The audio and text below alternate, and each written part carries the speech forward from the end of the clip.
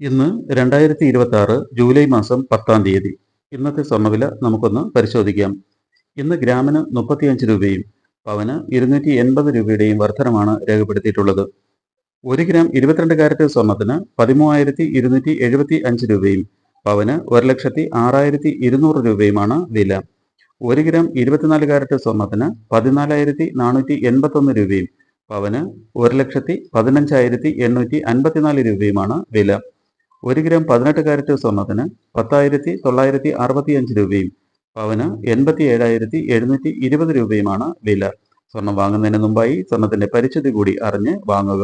സ്വർണത്തിന്റെ പരിശുദ്ധി അളക്കുന്ന മാനദണ്ഡമാണ് കാരറ്റ് എന്നത്. 24 കാരറ്റ് എന്നത് സ്വർണത്തിന്റെ ഉയർന്ന അളവാണ്.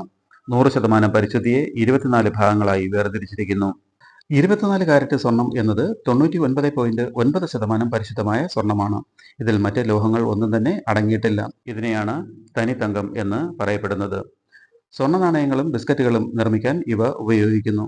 ഇതുകൊണ്ട് ആഭരണങ്ങൾ നിർമ്മിക്കാൻ കഴിയില്ല. കാരണം എളുപ്പത്തിൽ ഇത് പൊട്ടിപ്പോകാനും വളഞ്ഞു പോകാനും സാധ്യതയുണ്ട്. ഈ സ്വർണത്തിലേക്ക് ചെമ്പ്, വെള്ളി, സിങ്ക് തുടങ്ങിയ ലോഹങ്ങൾ ചേർത്താണ് ആഭരണങ്ങൾ നിർമ്മിക്കുന്നത്. 22 കാരറ്റ് സ്വർണം എന്നത് 91.6% സ്വർണം അടങ്ങിയിരിക്കുന്നു. ബാക്കി മറ്റ് ലോഹങ്ങൾ ചേരുന്നു.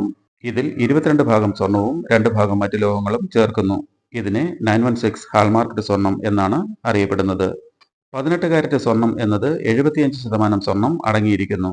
ബാക്കി മറ്റ് ലോഹങ്ങൾ ചേർത്ത് ഡയമണ്ട് പോലുള്ള ആഭരണങ്ങൾ നിർമ്മിക്കാൻ ഉപയോഗിക്കുന്നു. ഇതിൽ 18 ഭാഗം സ്വർണവും 6 ഭാഗം മറ്റ് ലോഹങ്ങളും അടങ്ങിയിരിക്കുന്നു.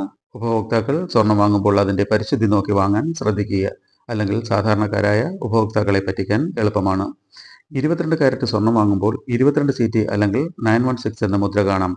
18 കാരറ്റ് സ്വർണം വാങ്ങുമ്പോൾ 18 CT അഥവാ 750 എന്ന മുദ്ര കാണാം. 14 കാരറ്റ് സ്വർണം വാങ്ങുമ്പോൾ 14 CT അല്ലെങ്കിൽ 585 എന്ന മുദ്ര കാണാം. സ്വർണം വാങ്ങുന്ന സമയത്ത് ഓരോ ആഭരണത്തിലും പതിച്ചിരിക്കുന്ന ഈ മുദ്രകൾ പരിശോധിക്കുക.